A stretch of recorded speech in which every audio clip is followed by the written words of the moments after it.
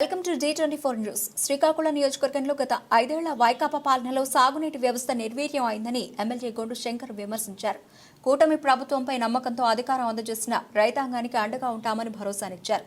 వంశధార కాలువల ద్వారా నియోజకవర్గంలో శివారు భూములకు సాగునీరు పరవళ్లు తొక్కుతూ రావడం పట్ల ఆనందం వ్యక్తం చేస్తూ ఎమ్మెల్యే గొండు శంకర్ జలహారతి పట్టారు.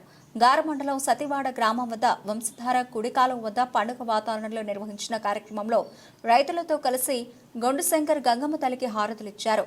ఈ సందర్భంగా ఆయన మాట్లాడుతూ సంవత్సరాల తరబడి కాలువల్లో పూడిక తీయకపోవడం, గుర్రపు డెక్క పేరుకుపోవడంతో శివారు భూములకు సాగునీరు అందని దయనీయ పరిస్థితులు నెలకొన్నాయన్నారు. తన విజ్ఞప్తి మేరకు తక్షణమే స్పందించి రాష్ట్ర మంత్రి నిధులు మంజూరు చేయడంతో నియోజకవర్గంలో సాగునీటి కాలువలకు జలగడ వచ్చిందన్నారు. రైతులు తమపై పెట్టుకున్న ఆశలను నెరవేర్చి రైతాంగానికి కూటమి ప్రభుత్వం అండగా ఉంటుందని తెలిపారు. ఈ కార్యక్రమంలో టీడీపీ నాయకులు, రైతులు పాల్గొన్నారు.